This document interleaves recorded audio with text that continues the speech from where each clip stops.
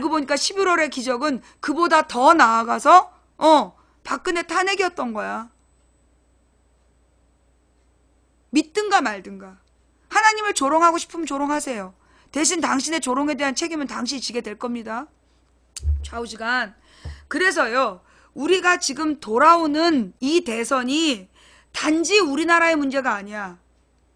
단지 우리나라의 문제가 아니라 정말 인류를 구원할, 인류에게 새로운 길을 제시할 정말 새로운 인류의 중심을 세우는 일이에요. 그런데 여기에 우리 이 야권 지지층이 과연 해낼 수 있을까요? 자, 답은 끝날 때쯤 떠오르겠죠? 자, 다음 이슈는 그것이 알고 싶다. 어저께 그것이 알고 싶다 세월호가 나왔다며. 근데 거기서 보니까 지금 우리 정부에서 세월호의 진상 규명을 계속 방해하고, 그죠?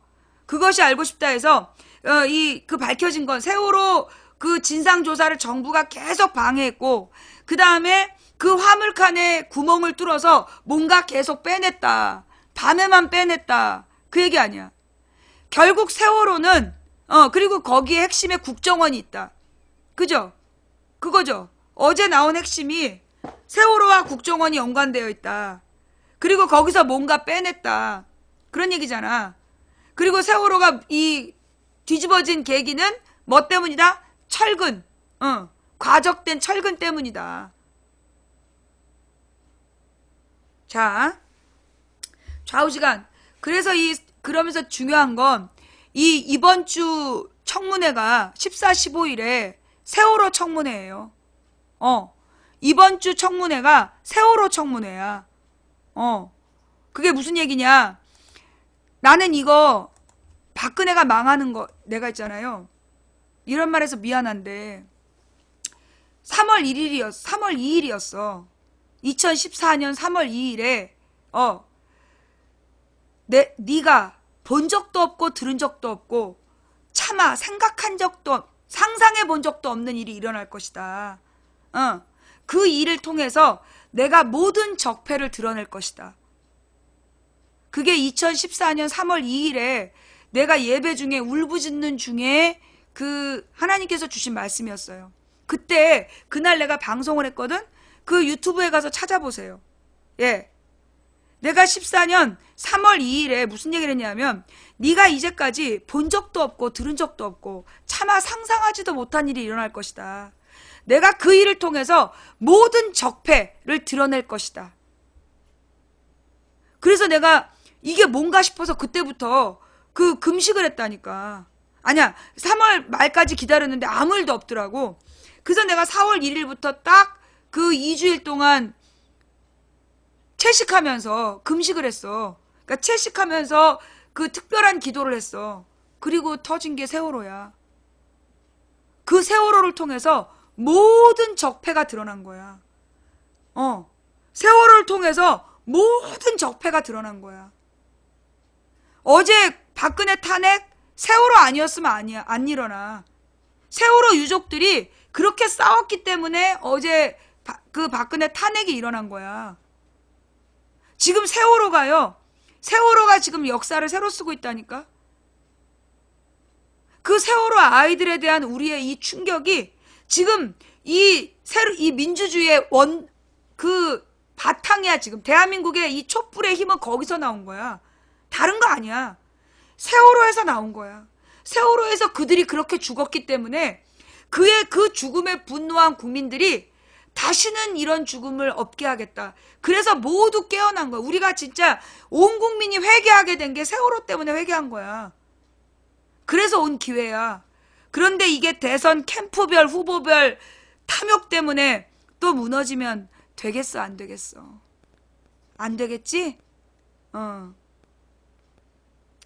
이게 304명의 죽음으로 시작된 일이야.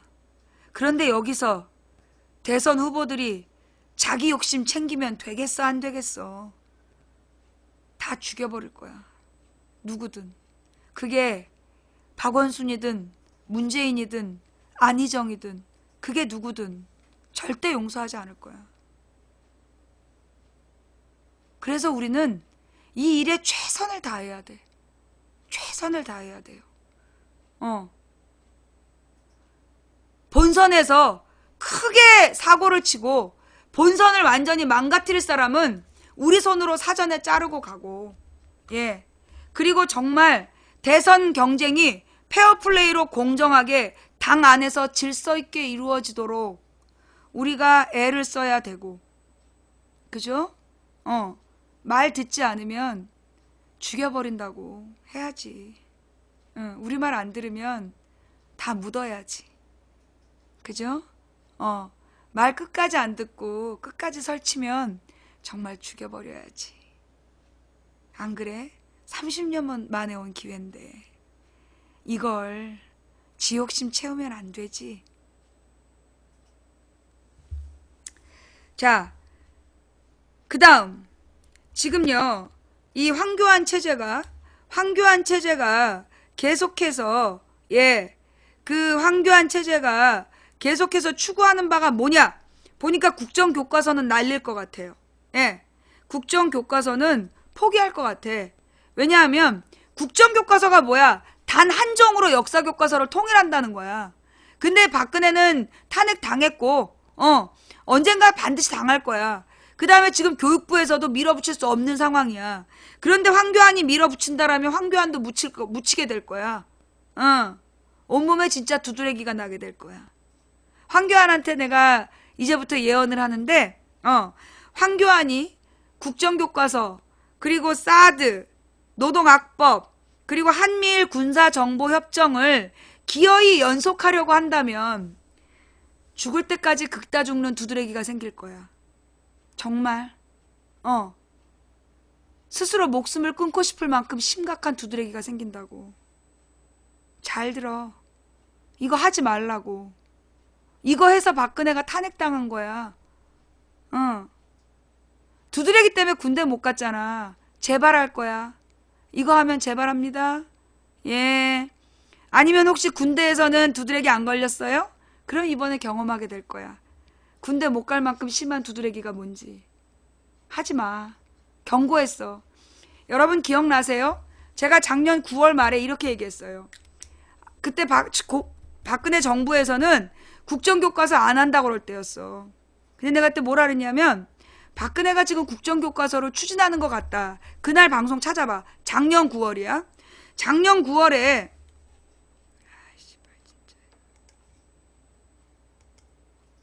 내가 작년 9월에 뭐라고 얘기를 했냐면 그때 정부에서는 국정교과서 안 한다고 팔팔 뛸 때였는데 박근혜가 국정교과서를 추진하고 있다. 추진하는 것 같은데 내가 분명히 얘기한다. 박근혜가 국정교과서를 추진하면 그게 너의 무덤이 될 거다. 기억나세요? 그날 기억하시는 분. 내 기억에 9월 한 20일에서 30일 사이였어. 내가 분명히 뭐라고 얘기했냐면 박근혜가 국정교과서를 기어이 추진한다면 그걸로 인해 너의 무덤이 될 것이다. 그리고 네 아버지까지 부관 참시하게 될 것이다 라고 내가 분명히 얘기했어요. 어때요? 이쯤 되면 내가 얘기하는 게 됩니까? 안 됩니까? 어때요? 찾아봐. 내가 얘기한 건 다 방송에 나와. 인터넷에 다 떠 있어. 작년 9월에 얘기했다. 그리고 올 6월 달에 11월에 기적이 있을 거라고 얘기했고. 황교안 잘 들어. 이거 어설프게 따라하면 근데 이건 황교안의 뜻이 아니야. 이거 한미일 군사정보협정, 사드 배치, 노동학법 이거 황교안의 뜻이 아니야. 이명박의 뜻이야. 그래서 이명박이 이걸 지금 추진하려는 거거든요. 그래서 박근혜 끌어내리고 황교안 체제로 가서 황교안을 통해서 이걸 추진한다는 거야. 이명박 잘 들어. 너 황교안이랑 이거 해서 이걸 하려고 이 일을 벌였기 때문에 너도 무덤으로 들어가게 될 거야. 이명박 황교안이 이 일로 무덤에 들어가게 될 거야. 이 사드 배치 이거 한국 경제를 망친 주범이 될 거야.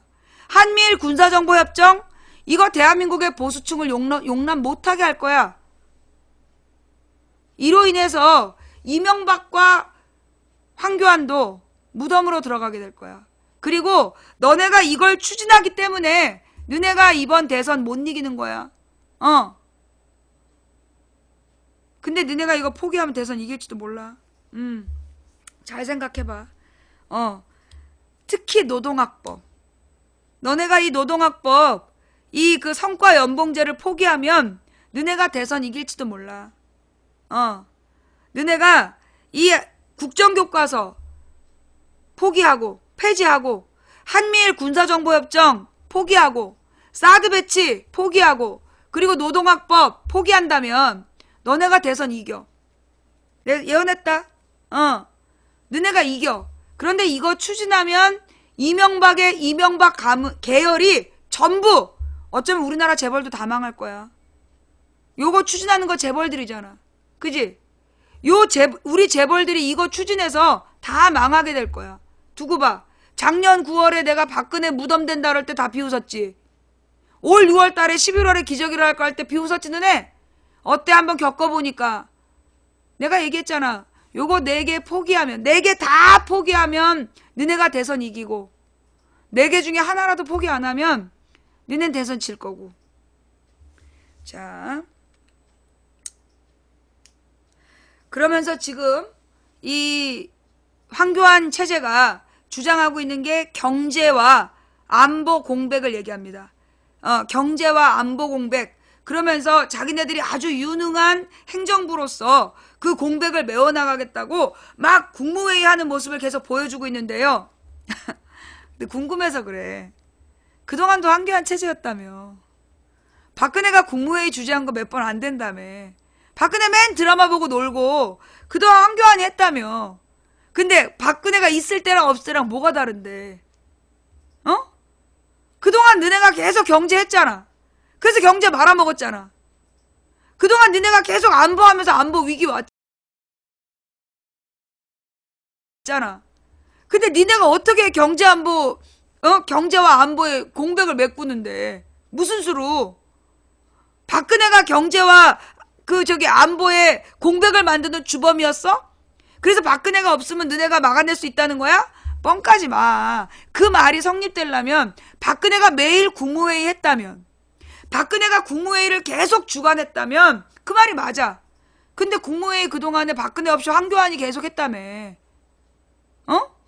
그래놓고 무슨 니네가 뭘 메꾸긴 지랄 연병하고 자빠졌어. 아주 지랄 연병이 창궐을 했어요. 네, 그지요? 지랄 연병이 창궐을 했어요.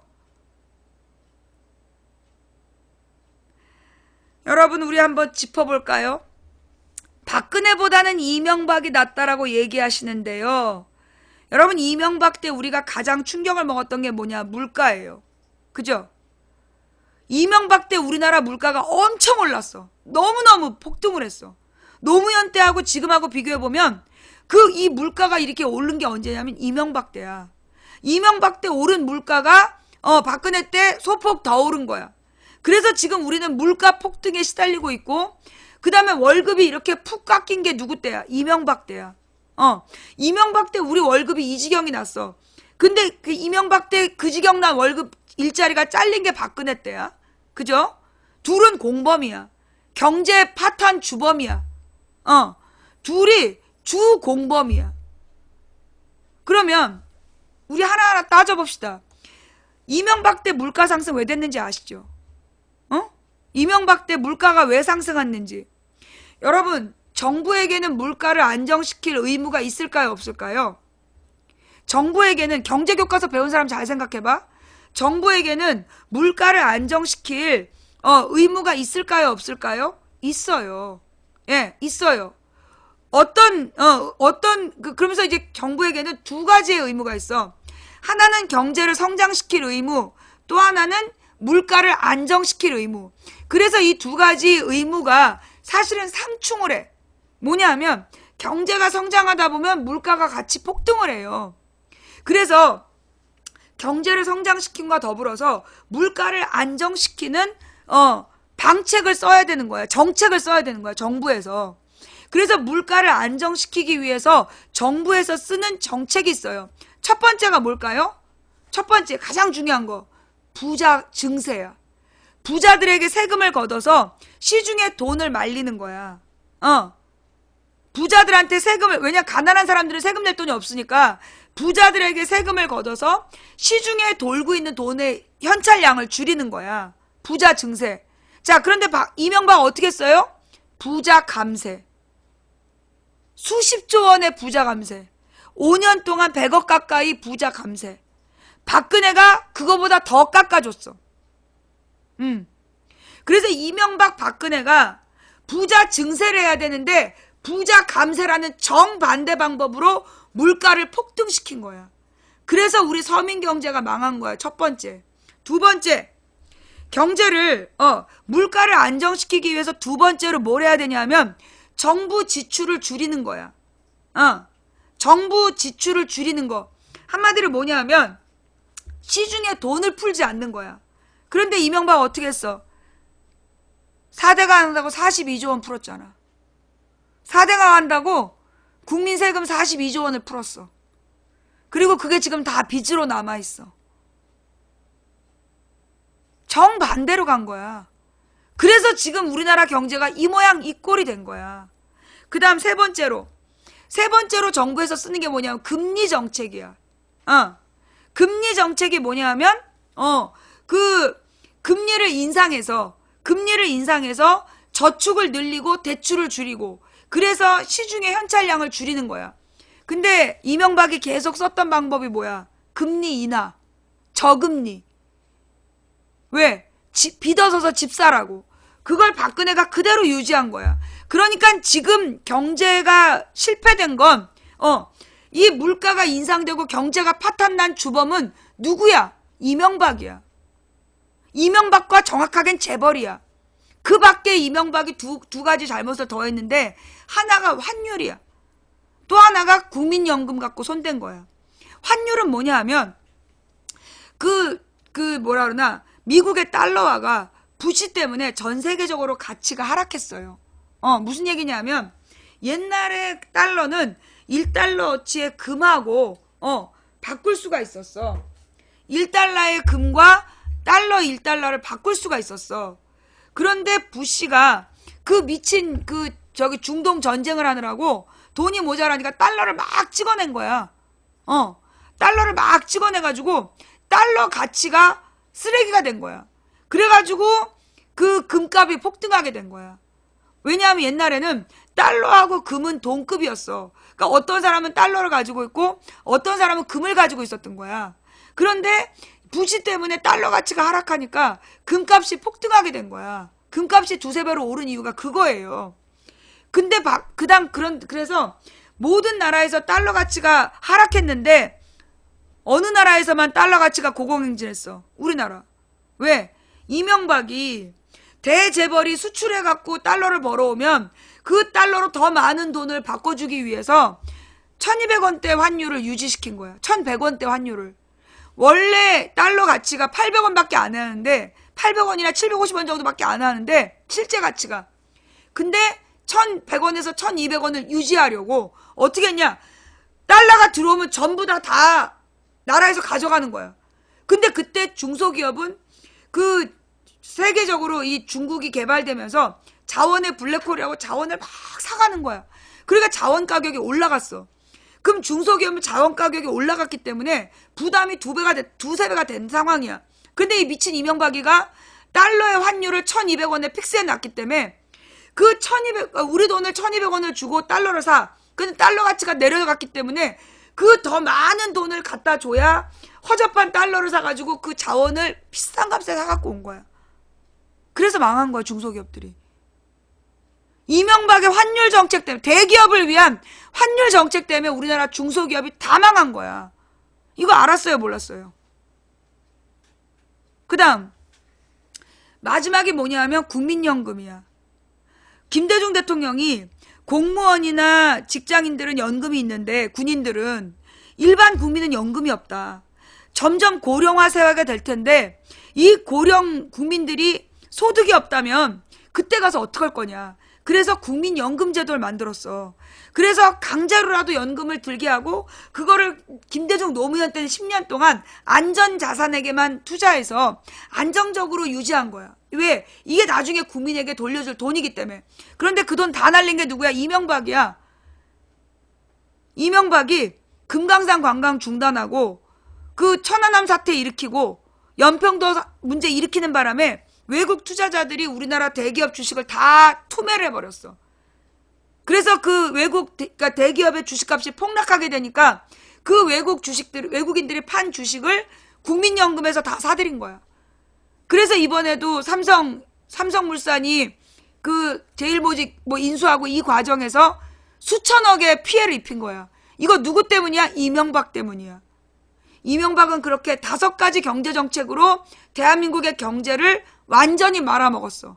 그 뒤에 박근혜가 물려받아서 빚어서서 집사라고 계속 지랄하고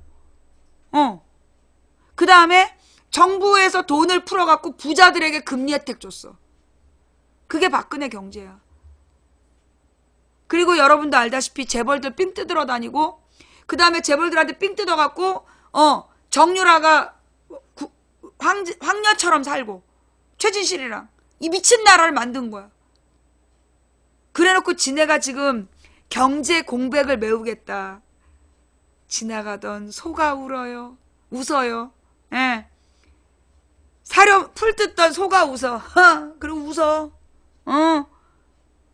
이런 이명박과 박근혜 공통점 황교안이가 지가 경제 공백을 메우겠다 그러면 풀 뜯던 소가 웃는다니까. 짭짭 그리고 소가 웃어. 자, 그 다음 예. 그러면 자, 그 다음 박근혜는 그럼 어떻게 했을까요?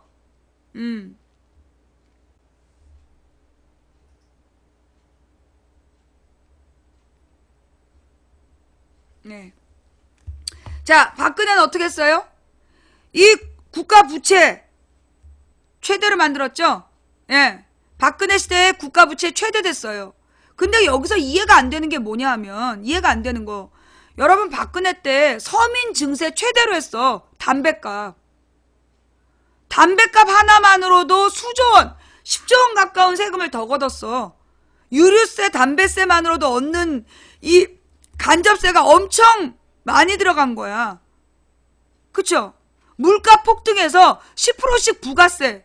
그러면 이명박 박근혜 때 엄청난 세금을 거둔 거야. 이명박도 못한 담배세 인상으로 박근혜는 서민 증세를 어마어마하게 했단 말이야. 근데 왜 국가 부채가 늘었냐고.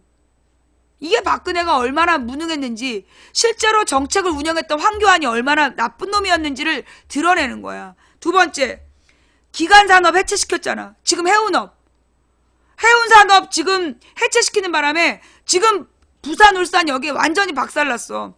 왜 지금 경상도가 술렁술렁 하느냐? 지금 이 기간산업, 조선업, 해운업, 박근혜랑 그 서별관회의에서 주물르다가, 손 놔버린 거 아니야? 세금 막 투입시키다가. 그래서 지금 이 경상도 경제가 완전히 무너진 거야. 기간산업을 해체시켜가지고. 해운업, 조선업 같은 굉장히 중요한 국가산업을, 이 미친 최순실이가 막 움직이다가 다 말아먹었어. 그래서 나타난 게 뭐냐? 수십만 실업자를 양산했어. 그래서 우리 경제에 폭탄이 지금 시한폭탄이 째깍 돌아가게 된 거야. 박근혜 황교안 체제 때문에. 이명박 박근혜 황교안 트로이카가 지금 그 짓거리 한 거야. 그게 다가 아니야. 개성공단 폐쇄하고 사드 배치해서 대중국 무역 악화됐잖아. 개성공단 폐쇄하고 사드 배치 결정해서 대중국 무역, 그러면서 한미일 군사동맹 맺는 바람에 중국 무역 아작나고 있잖아. 우리나라 50%가 중국에다 의존하고 있었어. 우리나라 중소기업 50%는 중국에 의존하고 있었는데 중국 무역이 아작나면서 지금 우리 경제가 지금 터지게 된 거야. 그러면서 새마을 외교로 수천억을 낭비하고 아프리카의 지하부지 우상화하라고 수천억을 낭비한 거야. 새마을 외교비. 그 다음에 우리나라 안에서 박정희 우상화 하는데 2천억 썼잖아. 1900 몇십억.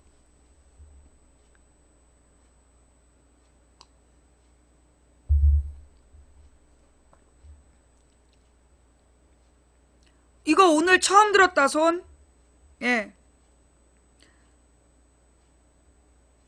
오늘 이거 지금 처음 듣는 사람.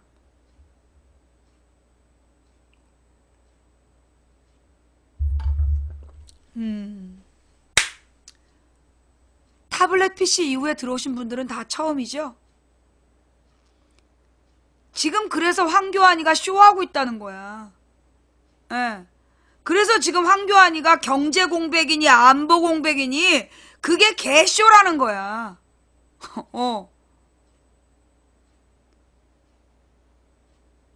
황교안이가 누구야? 이명박 때부터 장관했던 애잖아.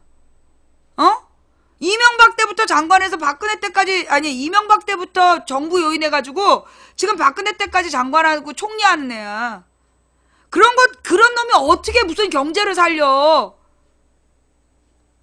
거기다가 이명박이 경제 말아먹어 또 있죠. 자원외교 한다고. 지금 수십조 원을 지금, 뭐지? 지금 자원외교로 현재까지 피해액 40몇 조 원인가 돼. 근데 더 피해가 확 커질 거라는 거 아니야? 이명박이 해놓은 자원외교를 박근혜가 또 오태 있고, 놀러 다니느라고 그거 또 했잖아. 그래서 우리 피해가 더 커졌어. 자원외교. 거기다가 방산비리. 방위산업비리. 지금 사드 배치도 방산비리하고 연관되어 있어. 왜? 사드는 안전한 무기다, 불안전한 무기다. 불안전한 무기야. 사드는 불안전한 무기야. 그리고 위험한 무기야. 그리고 외교적으로, 안보적으로 아무 도움 안 되는 무기야. 그런데 그걸 기어이 설치하려는 이유는 뭐 때문이야? 방위산업 비리야. 이명박 때 한국형 전찬이 함선이니 뭘 만든다고 지랄 연병해갖고 배 한 척으로 해먹은 돈이 1,000억이야. 배 한 척으로 해먹은 돈이 1,000억이었어. 그 방산 비리에 연루된 게 국정원 아니야.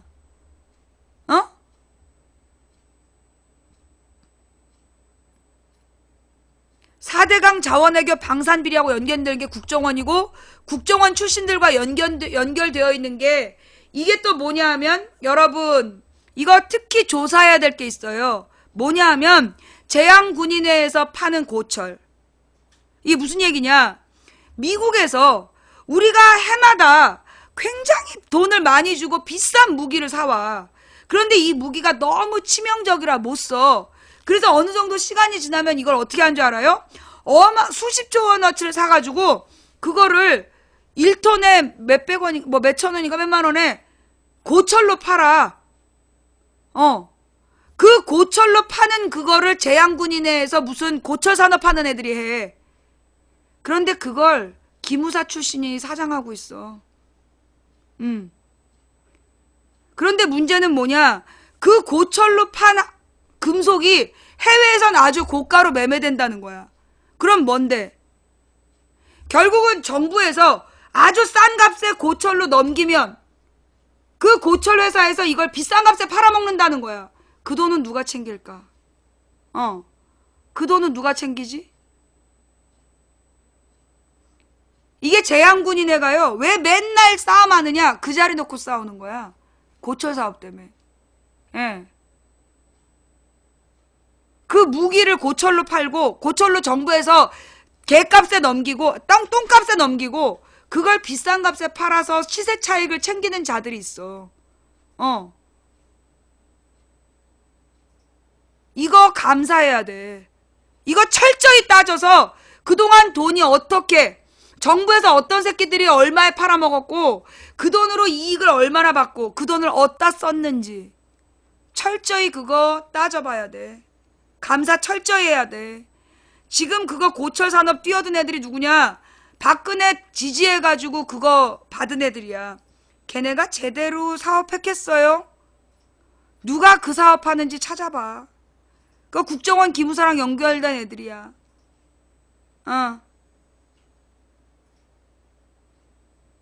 이거 이렇게 국민 세금이 새는 거야. 자, 그래서요. 그러면 그로 인해서 나타난 지금 상황은 어떤 거냐? 결국 노동 구조가 계속 악화된 거야. 노동 구조가 그러니까는 김대중 노무현 동안에는 비정규직이 만들어졌어. 그런데 이명박 박근혜 10년 동안 뭘 했냐? 비정규직의 삶은 더 비참해지고 정규직을 흔든 거야. 그게 성과연봉제야. 지금 이 황교안 체제가 계속 집중하는 게 성과연봉제야. 예. 이 노동구조가 악화되면서 결국은 어떻게 됐다? 국민 소비 능력이 사라지게 되는 거야. 노동자가 돈을 못 버니까 치킨도 못 먹고 화장품도 못 사고, 그러니까는 골목시장이 죽고, 골목시장이 죽으니까 도매시장이 죽고, 도매시장이 죽으니까 모두 결국은 마트도 죽는 거야. 경제가 다 망한 건 누구 때문에 죽은 거냐? 노동자가 죽어서야. 노동구조를 악화시켜서 다 도미노처럼 망해가는 거야. 그 다음, 그런데 이익은, 그 모든 이익은 누가 다 챙겼어? 재벌들이.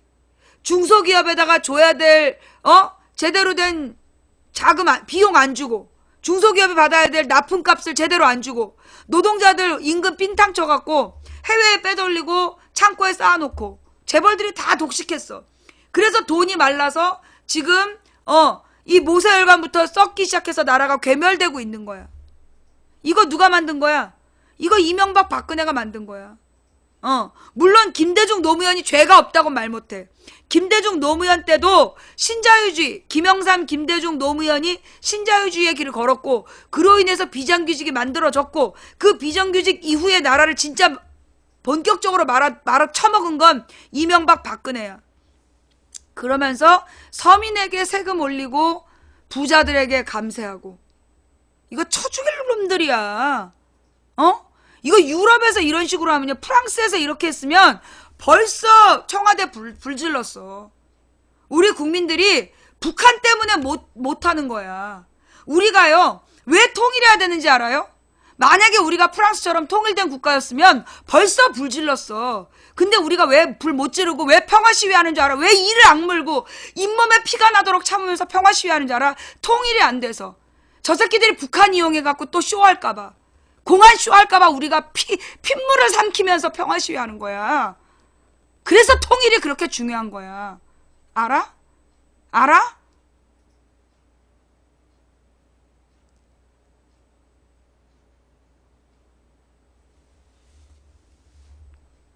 종북 세력으로 몰아서 전쟁몰이 할까봐, 공안몰이 할까봐 이를 악물고 핏물을 삼키면서 평화 시위하는 우리의 이유가 북한 때문이야. 북한을 없애는 방법이 김일성 죽으면 망한다며. 안 망했지. 김정일 죽으면 망한다며. 안 망했지. 이제 김정은 죽으면 망한대. 씨발 몇십 대를 기다려야 망하는 건데. 북한을 없애는 유일한 방법이 뭔지 알아? 통일이야. 알아 몰라? 북한 망하게 하는 방법은, 북한을 없애는 방법은 통일이야.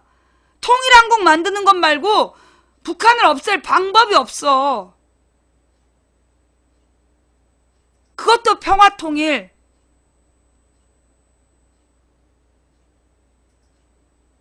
전쟁을 통해서 통일할 수 있을 것 같아? 그건, 전쟁은요, 미국 무기 팔아주는 일이고 북한의 김정은한테 돈 벌어주는 일이야. 왜 그 짓을 해? 김정은을 말려 죽이는 거는 북한이랑 우리랑 경제 교류해서 북한이 자본주의화되면 돼. 북한에 돈이 많아지면 돼. 물건이 너무 많아지면 누가 김정은 말을 듣겠어. 그러면 그들 체제는 스스로 무너지게 돼 있는 거야. 그게 햇볕 정책이야. 알았어, 몰랐어?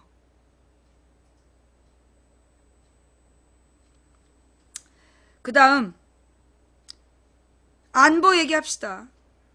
김대중 노무현 10년 동안에는요, 우리가 전쟁 공포라는 걸 못 느꼈어요. 우리가 전쟁 공포 없이 살았던 거 딱 10년이야. 김대중 노무현 때. 그때 북한으로 관광도 가고, 무슨 무력 충돌이 있었어도, 전부 다들 그냥 다 알아서들 할 거야. 그러면서 우리나라 경제 IMF를 극복하면서 성장할 수 있었어.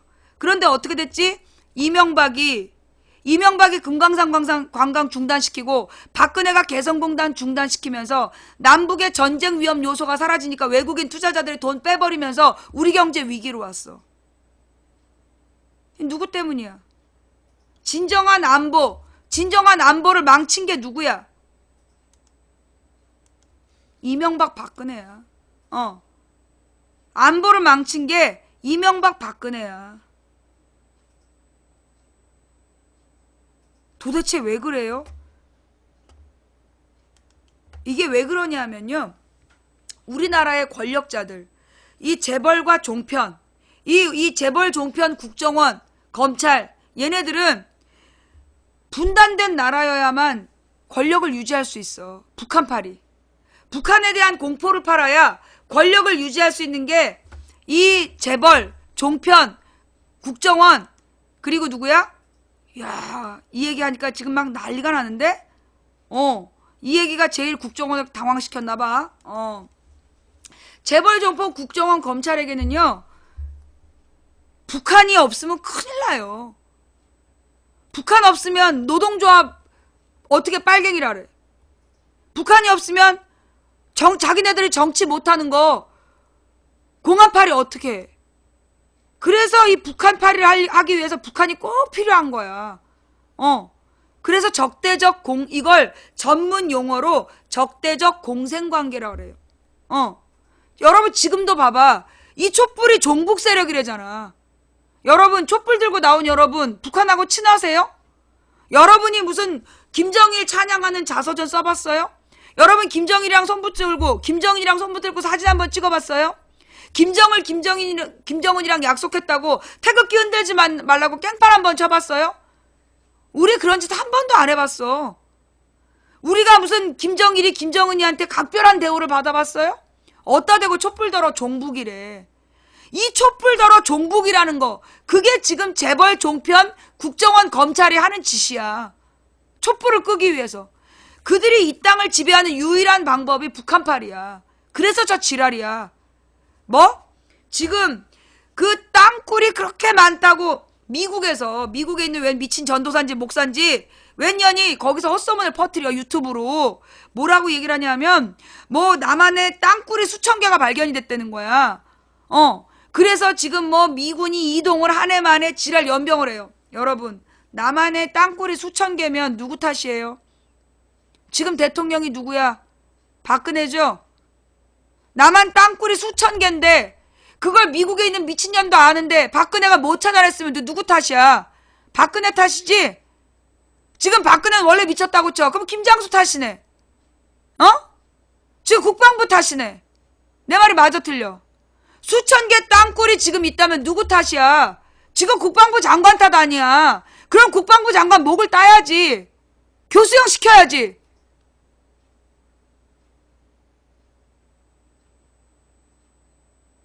내 말이 맞아 틀려? 이거야말로 안보 무능인 거지.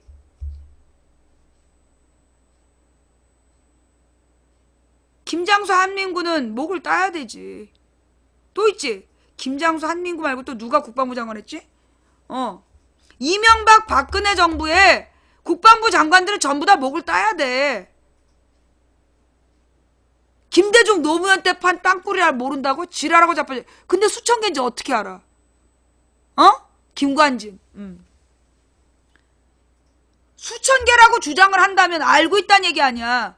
알면서 그냥 파놓은 거야? 만약에 그 여자 말이 맞다면 지금 국방부 장관 목을 따야 돼요. 따라서 국방부 장관은 그 여자 잡아다가 감옥에 넣어. 허위사실 유포로. 그걸 왜 미친년 돌아다니게 냅두냐고. 윤혜 씨가 안보는 그런 거야? 너네가 생각하는 안보는 공포팔이용 안보지?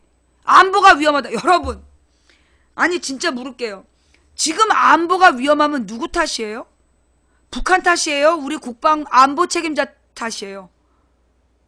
북한은 언제나 있었어. 그런데 갑자기 안보가 위기에 처하면 누구 탓이야? 국방부 탓이잖아. 지금 안보 책임자 탓이잖아. 너네가 지금 안보가 위험하다고 얘기하면 되냐 안 되냐? 이 돌대가리 새끼들아. 이것들은 머리를 모자 쓰려고 쓰고 다니는 거야.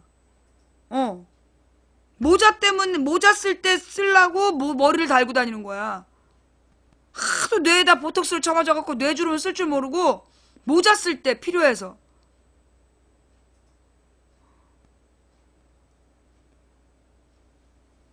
자, 그 다음 안보 전쟁도 불사. 황교안, 총은 잡아봤어? 어? 망원경은 한번 봐봤나? 군 미필 주제. 예비군 훈련 한 번도 안 받아봤지? 예비군 체제는 알아? 유격 훈련 한 번도 안 받아본 주제에 네가 무슨 군 총수권을 가져? 국군 총수권을 네가 어떻게 행사하냐고. 격리할 줄은 알아? 이명박 알지? 몇 번씩 들었다 놨다. 국기에 대한 맹세할 줄 아나 모르겠네. 국정교과서 저기 중요하다고 태극기 잘못 끌린 애들이, 여러분 그 유명한 사진 있잖아요. 모두가 이렇게 할 때 이렇게 하는 용기.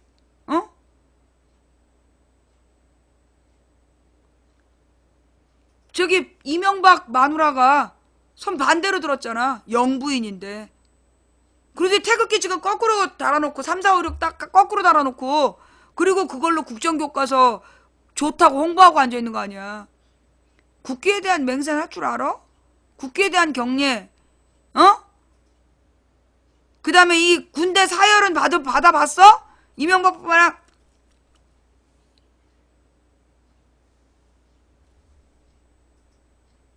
미필들이 모여 앉아가지고 니네가 무슨 전쟁을 수행하냐고. 군대 문화를 알아? 니네가 군인들을 모르면서 어떻게 군대를 지휘해? 무슨 전쟁을 치러? 경례도 할 줄 모르는 것들이. 어따 대고 안보 공백이야.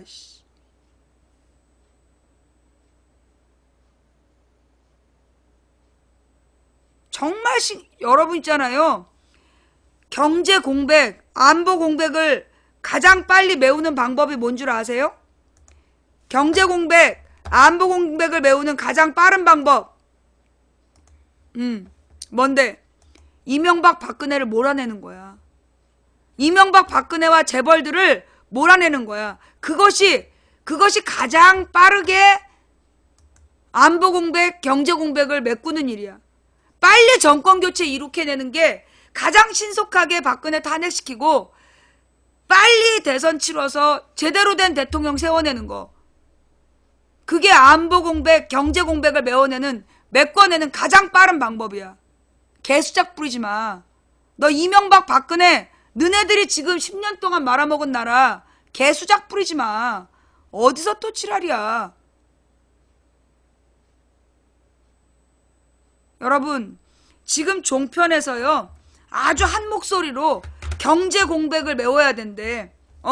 경제 공백을 메우고 안보 공백을 메워야 된대. 아니, 황미필이가 무슨 수로 안보 공백을 메워? 이제까지 경제 말아먹은 놈들이 어떻게 경제 공백을 메워? 말 같은 소리를 좀 해. 헌재는 지금 빨리 탄핵 결정 내리고 조기 대선 이루어서 조기 대선 빨리 진행해서 최대한 빨리 이 외교 공백, 경제 공백 메꿔내야 돼요. 안보 공백을 메꿔내야 돼. 자, 그러면 어떻게 하면 방법이 있나요? 여러분, 북한을 어떻게 우리가 견제할 수 있을까요? 견제를 해본 적 있어요? 네, 있어요. 북한을 철저히 견제한 적이 있어요. 철저히 북한을 무장해제 시키기 직전까지 갔던 적이 있어. 김대중 노무현 때 육자회담으로. 그게 뭐냐?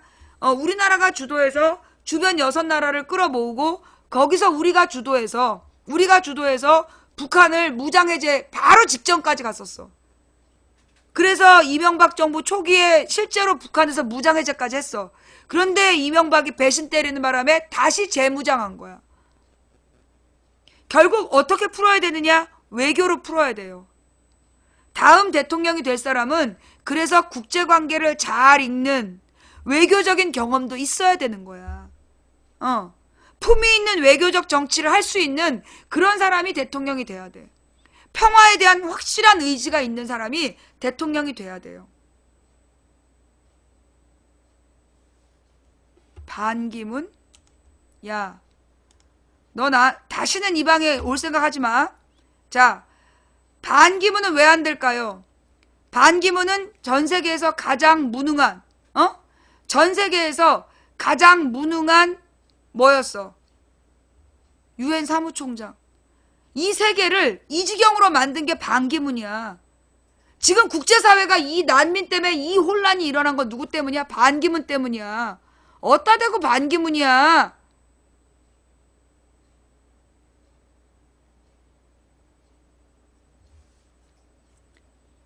아프리카에 새마을 운동한 거 말고 한 게 없어. 어따 대고 반기문이야. 또 한 번만 우리 방에 들어오면 너는 나는 너 저 쪽지도 보내지 마. 풀어달라고 쪽지도 보내지 마. 세계에서 가장 무능한, 역대 최고로 무능한 사무총장 소리를 듣고 온 유럽을 쑥대밭으로 만들고, 그게 무슨 외교를 해. 유엔 사무총장인데도 국제 정상들이 안 만나줘갖고 박근혜하고만 7번 만났어. 그것도 유엔 총회 기간에. 여러분, 유엔 총회는요, 유엔 사무총장이 제일 바쁠 때야. 5분 단위 10분 단위로 국제 정상 만나야 돼. 아무도 안 만나주니까 박근혜하고 7번 만났어. 둘 다 왕따라서. 그런데 뭐 외교 지랄을 하고 자빠졌네. 몰랐어요? 유엔 총회 기간에 박근혜하고 저기 반기문이가 7번 만났어. 국제 왕따라서. 뉴스 있어, 찾아봐. 자, 오늘 준비한 얘기는 여기까지예요. 자, 오늘 방송 그 되게 중요한 얘기라서, 오늘 내가 이제 그 뭐라 그러나 밥을 금식을 하기 때문에 저녁을 금식하다 보니까 좋아, 내가 선언을 해야 되겠다. 12월 안에 정리돼야 될 사람이 정리가 안 되면 어차피 대선 져. 나의 저녁 금식은 12월 말까지 기다려보는 거야. 12월 마지막 날까지 기다려서 정리가 되면 계속 금식을 하고 저녁 금식을 하고, 정리가 안 되고 계속 개판으로 가면 어차피 대선 텄는데 뭐하러 고생하겠어. 저녁 금식 기도를 중단할 거예요. 예. 어떻게 되나 봅시다. 정리해내는지 못하는지. 자, 왜 내가 이렇게 다급하게 얘기를 하느냐. 1월달에 박근혜가 정리되면 바로 대선이야. 60일밖에 안 남았어. 그때 가서 위험 요소를 언제 제거하냐고. 박근혜 탄핵 결정 이후로 60일밖에 안 남아. 그때 언제 가서 검증하고 언제 가서 위험 요소를 제거하냐고. 12월 안에 정리 못하면 끝이야. 1월 달에 탄핵 결정된 다음엔 못한다니까? 좋아. 하여튼 12월 안에 1차 경고 정리해야 돼요.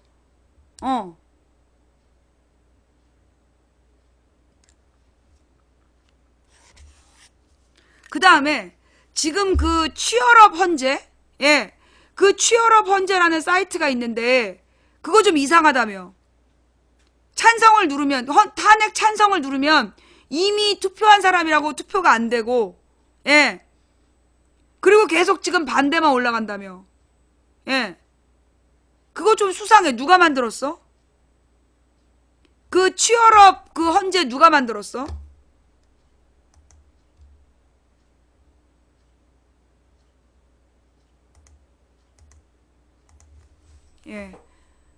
그 취얼업 헌재가 보니까 미국에서 먼저 막 떴던 것 같아. 교민들 사회에서.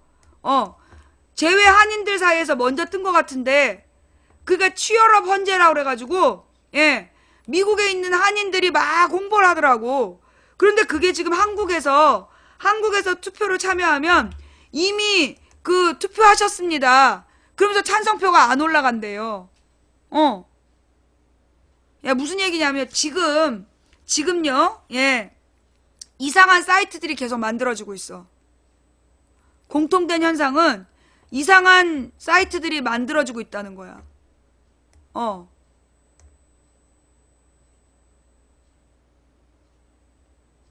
아, 그 사이트 폐쇄됐어요? 취업업 그 헌재 잠깐만 폐쇄됐어요? 잠깐만 확실합니까?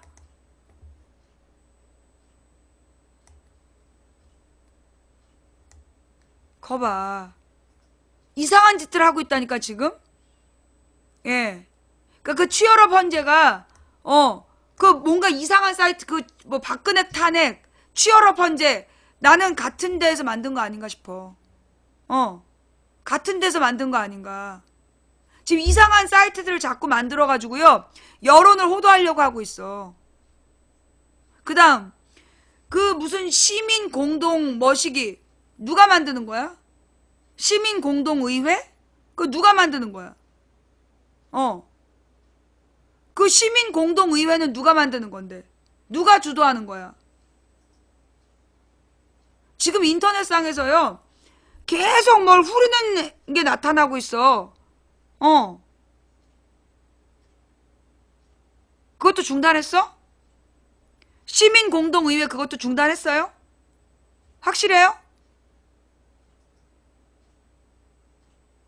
지금 얘네들이 왜 그러냐. 여러분 이게 왜 그러냐 하면 내가 그랬잖아. 얘네들이 지금 여론 조작을 할 사이트가 필요한 거야. 지금 얘네가 여론 항상 선거를 준비하면 사이트가 있었어. 그래서 어떤 사이트를 가지고 이제 여론 조작을 해야 되는데 지금 신기하게도 어느 사이트도 여론이 모이고 있질 않아. 예. 지금 쟤네들이 그 지난 2012년에는 그 여론 조작을 하려고 미관스를 띄운 거야. 미관스를 16만 명을 만들어갖고 거기서 여론 조작을 했단 말이야. 그리고 나서 이 지난 총선 때 써먹은 게 팟빵 게시판이야. 지난 총선 때 팟빵 게시판을 그 전에 11년에 그러니까 언제 작년이지. 작년에 팟빵 게시판이 엄청 시끄러웠어. 기억나죠? 그래갖고 그 팟빵 게시판을 통해서 지난 총선을 말아먹으려고 했던 거야. 그런데 안 먹혔어. 왜? 팟빵이라는 성질 때문에. 팟빵은 다운받고 듣고 가지 굳이 후기를 쓰지 않아. 후기를 쓴 애들은 작업조만 쓴 거야. 그래서 후기를 눈여겨본 사람들 몇 명만 걱정하면서 눈여겨봤지 주로 작업맨들만 작업을 한 거야. 그래서 팟빵 게시판이 실패한 거야. 그래서 실패한 거야. 그래서 지금 다시 띄우는 게 김어준 지지자들을 모으려고 김어준을 방송에 투입하고 그걸 계속 지금 뿌리고 있는 거야. 그런데 문제는 뭐냐? 사이트가 안 생기는 거야. 사이트가 안 생기는 거야. 그래가지고 그래서 띄웠던 게 뭐냐면 여성 문제, 페미니즘 그 카페들을 띄운 거야. 페미 카페들을 띄워가지고 그걸로 이제 남녀 대결 구도 그러면서 남녀 대결 구도를 만들어서 남녀 대결 구도를 만들어서 여러분 그거 봤죠? 그 페미당에서 페미 무슨 카페에서 박근혜가 여자라서 공격당한다고 박근혜를 지키자 제보 들어왔어요. 그 여혐 카페 여혐 반대한다는 그 카페들에서 박근혜가 공격당하는 게 여자라서 공격당한다고 그래서 박근혜를 지켜야 된다. 내가 그 수상하다고 그랬잖아. 내가 그거 수상하다고 그랬잖아. 걔네 정체가 그거야. 그런데 안 먹히는 거야. 안 먹히는 거야. 걔네들의 특징이 뭐냐? 전부 10,000명이 안 돼. 아니야. 50,000이 안 되든가? 다수가 안 되는 거야. 다수가 안 되는 거야. 실제로 활동하는 애들이 각 카페별로 400~500명이 안 돼. 예. 왜냐하면 이게 선거 여론 조작을 하려면 동시 접속자가 10만 명 정도 돼야 돼. 동시 접속자가 10만 명 정도 돼야 거기서 여론 조작이 일어나. 근데 안 되는 거야. 그래서 지금 마지막으로 띄우는 게 주갤러야. 지금 이상한 사이트들을 막 만들면서 비상작업하고 있고 아무거나 걸려라 하면서 막 던지는 거야 지금. 마지막으로 띄우는 게 주갤러야. 주식 갤러리. 자, 과연 여러분은 이 난국을 이겨내실 수 있을까요?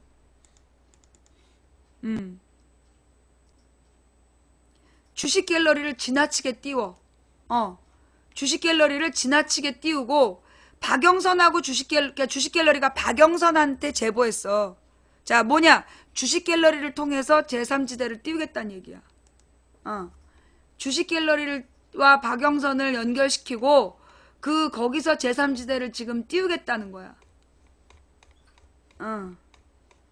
내가 12년 동안 인터넷을 연구해왔다니까? 2004년부터 지금까지 12년 동안 니네가 어떻게 그 작전을 폈는지 내 12년 동안 관찰했다니까.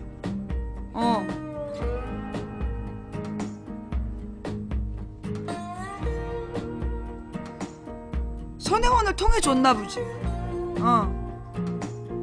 아니야, 지금 박영선이 주식 갤러리를 통해서 받았다고 주식 갤러리에 감사 인사도 썼어. 박영선이 주식 갤러리에 감사 인사도 썼다니까. 가짜래? 박영선이 저기 글을 남겼다고 기사도 나왔더만.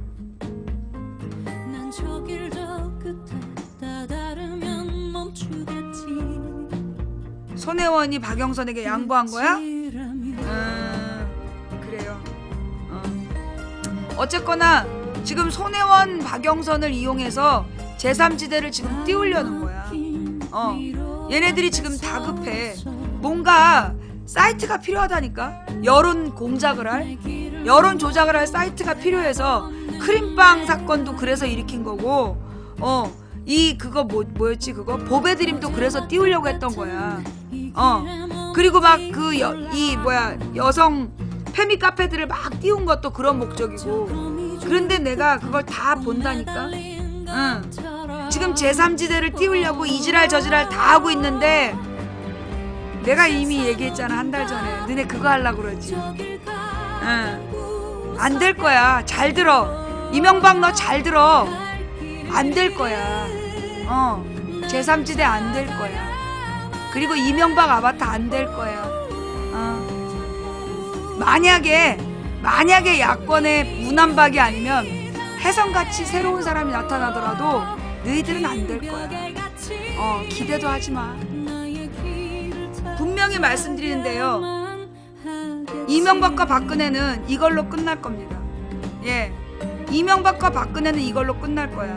이명박 네가 박근혜를 치고 다 잡은 거 같지? 아니, 그렇게 안 될 거야. 그렇게 안 될 거야. 두고 봐. 내가 작년 9월에 그랬지? 국정교과서 때문에 박근혜가 무덤이 될 거라고. 지난 6월에 그랬지? 11월에 기적이 일어날 거라고. 그리고 내가 박근혜 너는 뭘 해도 안 된다 그랬잖아. 이명박 너도 안 돼. 뭘 해도 안 돼. 애쓰지 마. 그냥 받아들여. 예. 물론 우리 국민들이, 우리 민주 세력이 말아먹을 수도 있죠. 자, 어떡하실래요? 30년 만에 온 기회인데 말아 잡수실랍니까? 아니면 이 기회를 살려보실랍니까? 여러분이 이런 식으로 무슨 개소리만 나와도 박원순을 때려잡는 그런 짓거리를 하면 이번 대선 망할 거예요. 에? 망치 전현이 박원순 팬이라서 박원순 얘기한다. 자꾸 그러면 나 저녁 먹는다. 너네가 자꾸 나더러 민평연인이 박원순 지지한다는 등 그따위 얘기 자꾸 하면 나 분명히 얘기하는데 박원순 지지 안 해. 자꾸 그런 얘기하면 나 그냥 금식 포기할 거야. 니네가 대선 말아먹든 말든 알아서 해. 내가 분명히 얘기했어. 또 한 번만 박원순한테 시비 걸면 내가 왜 박원순, 나 솔직하게 얘기하면 나는 박원순 부인 때문에 안 된다고 생각해. 박원순 부인이 지금 성형 의혹으로 시달리고 있는데 그거 터질 거야. 그러면 지금 우리가 박근혜 성형 때문에 온 나라가 들었다 놨다 했는데, 내가 볼 때는 이재명 녹음 파일만큼 파괴력 큰 거 박원순 시장 부인에 대한 이야기야. 난 그래서 지금 선 긋고 있어.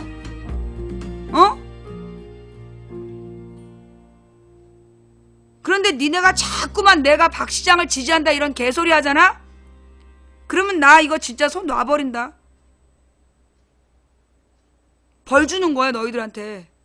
말아먹어라. 어차피 니네가 내 말 듣냐. 언제나 안 듣는데 뭐.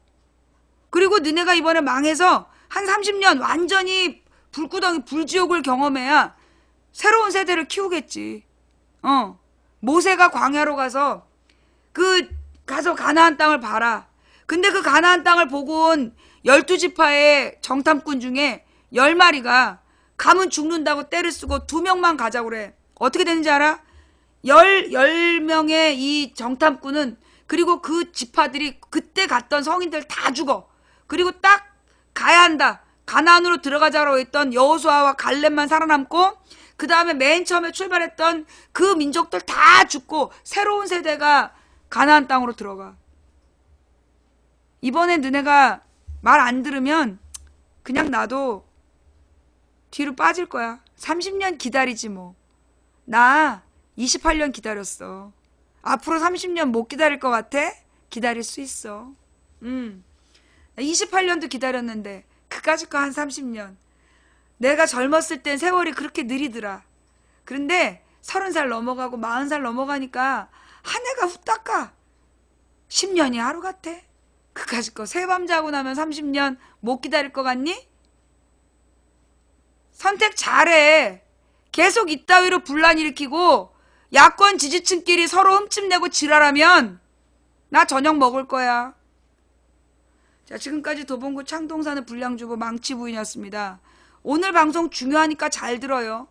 예? 그리고 이 방송 마음에 안 들면 듣지 마. 그리고 말아 쳐먹어. 자, 미안해요. 이래서. 자, 오늘 방송 마음에 드셨어요?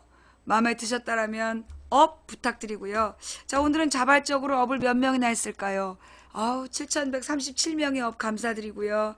아까 7,500명 가까이 보던데 안 하고 간 인간들아, 오늘 밤 큰일을 당할지어다. 예.